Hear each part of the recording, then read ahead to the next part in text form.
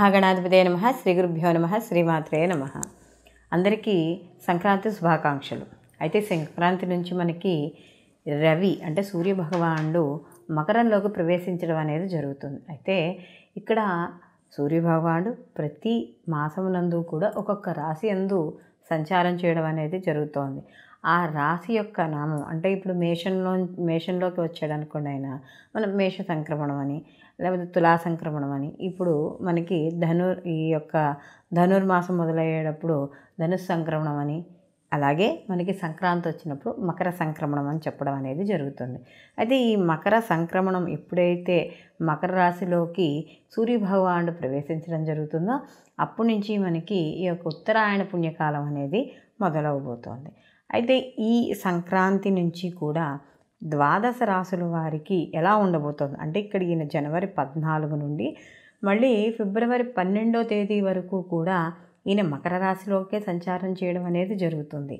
ఇలా సంచారం చేస్తున్నప్పుడు ద్వాదశ రాశుల వారికి కొంతమందికి అనుకూలంగాను, కొంతమందికి కొద్దిగా వ్యతిరేకంగాను, అంటే పనుల ఆలస్యమనో ఏవో ఒకటి కొద్దిగా, అంటే వాళ్ళ యొక్క రాశి నుండి ఆ సూర్యభగవానుడు ఉన్న రాశినికి ఎన్నో స్థానం అవుతుందో చూసుకుని శుభస్థానం అయితే శుభ ఫలితాలు, ఆ ఉండే స్థానం కొంచెం వాళ్ళకి వ్యతిరేకంగాను, అశుభ స్థానం అయితే వ్యతిరేక ఫలితాలు ఉండడం అనేది జరుగుతుంది. అయితే ఈ సూర్యభగవానుడు అనేది ప్రత్యక్ష భగవానుడు కాబట్టి ఈయన ఆరాధన చేయడం ద్వారా కూడా, అసలు ఈయనకి ఎటువంటి ఆరాధన చేయడం ద్వారా ఈ ద్వాదశ రాశుల వారు శుభ ఫలితాలు పొందవచ్చు అనే విషయాన్ని మనం ఇప్పుడు తెలుసుకుందాం. మకర రాశి వాళ్ళకి మకరంలోకే ప్రవేశించడం అనేది జరుగుతుంది. మకర సంక్రమణ అంటే ఉత్తరాయణ పుణ్యకాలం. ఈ మకర రాశిలో కంటే జన్మలోకి ప్రవేశిస్తున్నాడు. ఎప్పుడైతే రవి జన్మలోకి ప్రవేశిస్తాడో కొద్దిగా అగ్రెసివ్నెస్గా ఉంటారంటే బాగా ఒక రకమైన ఉడక రక్తంతో ఉన్నట్టుగా ఉంటారనమాట. ప్రతి పనికి కూడా నేను ముందుకెళ్ళిపోవాలి, నేనే చేసేయాలి, నేనే చెందాలన్న మాట వినాలి, కొంత వాదన ఇలాంటివి కనిపిస్తాయి. తద్వారా వాళ్ళ ప్రజ్ఞాపాఠవాలు కూడా బయటకు కనబడేలా ఉంటాయి. కాబట్టి కాస్త అతి ఉత్సాహం అనేది తగ్గించుకోవడం అనేది మంచిది.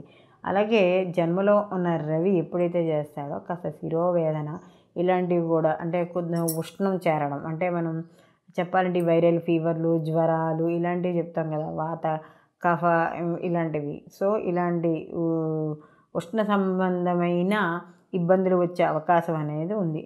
అలాగే దీంతో పాటుగా కొద్దిగా స్పాండిలైటిస్, మైగ్రేను ఇలాంటివి ఏవైనా కూడా వచ్చే అవకాశం అనేది ఉంటుంది.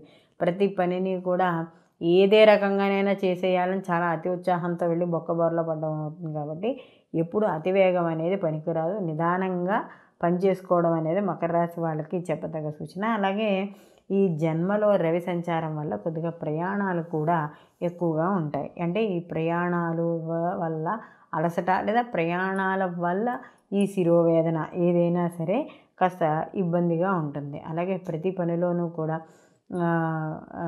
అన్ని సింగిల్ పర్సనే చేయాలనే ఆలోచన, అన్ని పనులు నేనే చేయాలనుకోవడం ఇలాంటి లక్షణాలు ఉంటాయి. దీంతో పాటుగా రాజకీయ పరంగా ఎవరైతే ఉన్నారో వాళ్ళు నాయకత్వ లక్షణాలు ఏవైతే ఉన్నాయో అవి ఇంకా బాగా పెంచుకోవడానికి ప్రయత్నించడం, ప్రతిదానికి కూడా అంటే రాజకీయ పరంగా కూడా నేనే చేయాలి, నాకే ఆ పదవి రావాలి, ఈ కుతూహలం ఎక్కువగా ఉండడం, ఒక్కోసారి వాటి వల్ల బయటపడిపోవడం, అంటే ఆ బయటపడిపోవడం వల్ల ఒక్కోసారి తక్కువగా చూడడం ఇలాంటివి కూడా జరిగే అవకాశం ఉంది. కాబట్టి ఏ విషయాలను తొందరపడి బయటపడకూడదు, నిదానమే ప్రధానం అన్నట్టుగా ముందుకు వెళితే మాత్రం మకర రాశి వాళ్ళకి అనుకూలమైన ఫలితాలు పొందుతారు. దీంతో పాటుగా ఈ యొక్క మనం చెప్పే పరిహారాలు కూడా చేసుకుంటే, అంటే గోధుమలు ఆదిత్య హృదయ పారాయణ, అంటే గోధుమలు దానం చేయడం, గోవుకి పెట్టడం, లేదా ఆదిత్య హృదయ పారాయణ చేసుకోవడం, స్తోత్రాలు చదువుకోవడం. ఈ యొక్క మకర రాశి వాళ్ళకి జన్మలోనే సంచారం చేస్తున్నాడు కాబట్టి ఈ యొక్క రవికి సంబంధించి, అంటే ఇప్పుడు మనం గోధుమ కలర్లో వస్త్రాలు ఉంటాయి కదా, అలాంటి వస్త్రాల వరకైనా దానం ఇవ్వడం ఇలాంటివి చేయడం, లేదా గోధుమతో చేసిన పదార్థాలు, తీపి పదార్థాలు కానీ లేకపోతే ఏదైనా సరే ఎవరికైనా దానం చేయడం, లేదా ఒక ప్రసాదం కింద ఏదో గోధుమతో కూడుకుని ఏదైనా ఒక తీపి పదార్థాన్ని చేసి గుళ్ళో ఇచ్చి ప్రసాదంగా పంచిపెట్టడం, ఇలాంటివి ఏవి చేసినా కూడా శుభ ఫలితాలను పొందడం అనేది జరుగుతుంది. రవి మనకి మకరంలో ప్రవేశించడం ఎప్పుడు జరుగుతుంది? జనవరి 14న. ఈయన ఫిబ్రవరి 12 వరకు కూడా మకర రాశిలో సంచారం చేస్తున్నాడు. అంటే ఈ సంచారం చేస్తున్నంతసేపు కూడా ద్వాదశ రాశుల వారికి ఎలా ఉంటుంది అని కూడా మనం తెలుసుకున్నాం. అయితే ఇక్కడ ప్రత్యక్ష భగవానుడు మనకి చెప్పింది మనం అనుకున్న సూర్య భగవానుడి. కాబట్టి ఈయన ప్రతీ నెల మారుతున్నా కూడా ఆయా రాశుల వాళ్ళకి, ద్వాదశ రాశుల వాళ్ళకి శుభాశుభ ఫలితాలు మిక్స్ అయి ఉంటాయి కాబట్టి మనం చెప్పుకోవడం అనేది జరుగుతోంది. అయితే వీటితో పాటుగా మీకు ఏదైతే మీకు జన్మ జాతకం ఉందో మీరు పుట్టిన సమయానికి ఆ జన్మ జాతకాన్ని కూడా పరిశీలన చేసుకున్నప్పుడు మనకి పూర్తి ఫలితాలు లభిస్తాయి. అలాగే ఈ యొక్క తెలుసుకునేవి దేనికయ్యా అంటే ఈ గోచార ఫలితాలు ఒక అవగాహన. ఏదైనా ఒక మనిషి సహజంగా ఒక పని చేస్తున్నప్పుడు ఎలా అనిపిస్తుంది మనకి, ఏదైనా ఒక మంచి పని చేస్తున్నప్పుడు అబ్బాయి ఇప్పుడు నాకు ఈ సమయం బాగుందో లేదో, నేను ఈ పని మొదలెడితే నాకు లాభమా నష్టమా, లేకపోతే నేను ఈ యొక్క ఎప్పటి నుంచో చేయాలనుకుంటున్నాను ఈ పని, దీనివల్ల ఎంతవరకు నాకు కలిసి వస్తుంది, ఈ సమయం ఎంతవరకు అనుకూలం నాకు, ఇలాంటివన్నీ కూడా మనకు జాతకం ద్వారా తెలుసుకోవచ్చు. అంటే ఇటు గోచారము చూసుకుంటూ అటు జాతకం ద్వారా కూడా చూసుకోవచ్చు.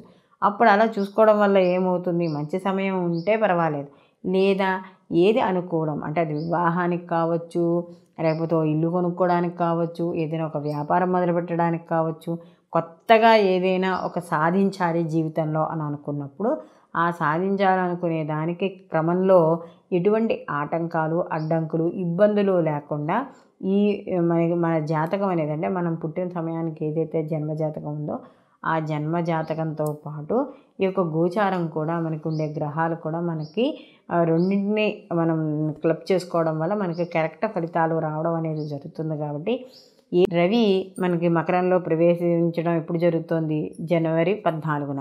ఈయన ఫిబ్రవరి 12 వరకు కూడా మకర రాశిలో సంచారం చేస్తున్నాడు. అంటే ఈ సంచారం చేస్తున్నంతసేపు కూడా ద్వాదశ రాశుల వారికి ఎలా ఉంటుంది అని కూడా మనం తెలుసుకున్నాం. అయితే ఇక్కడ ప్రత్యక్ష భగవానుడు మనకి చెప్పింది మనం అనుకున్న సూర్య భగవానుడి.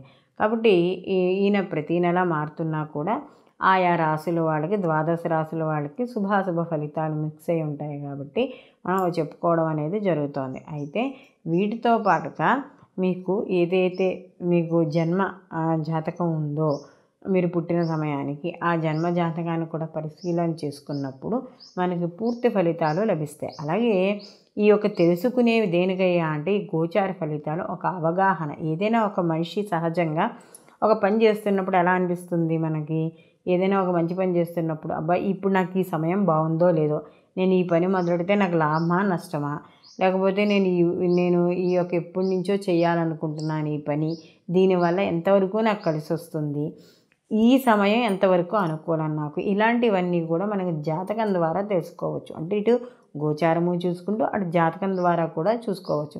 అప్పుడు అలా చూసుకోవడం వల్ల ఏమవుతుంది, మంచి సమయం ఉంటే పర్వాలేదు, లేదా ఏది అనుకూలం అంటే అది వివాహానికి కావచ్చు, లేకపోతే ఇల్లు కొనుక్కోవడానికి కావచ్చు, ఏదైనా ఒక వ్యాపారం మొదలుపెట్టడానికి కావచ్చు, కొత్తగా ఏదైనా ఒక సాధించాలి జీవితంలో అని అనుకున్నప్పుడు ఆ సాధించాలనుకునే దానికి క్రమంలో ఎటువంటి ఆటంకాలు, అడ్డంకులు, ఇబ్బందులు లేకుండా ఈ మన జాతకం అనేది అంటే మనం పుట్టిన సమయానికి ఏదైతే జన్మ జాతకం ఉందో ఆ జన్మ జాతకంతో పాటు ఈ యొక్క గోచారం కూడా మనకి ఉండే గ్రహాలు కూడా మనకి రెండింటినీ మనం క్లబ్ చేసుకోవడం వల్ల మనకి కరెక్ట్ ఫలితాలు రావడం అనేది జరుగుతుంది. కాబట్టి ఏ ముఖ్యమైన పనులు చేయాలనుకున్నా ఇటు గోచారంతో పాటు జన్మ జాతక ఫలితాలు కూడా తప్పనిసరిగా చూసుకుని పని మొదలు పెట్టడం ద్వారా సంపూర్ణమైన సత్ఫలితాలు పొందడం అనేది జరుగుతుంది.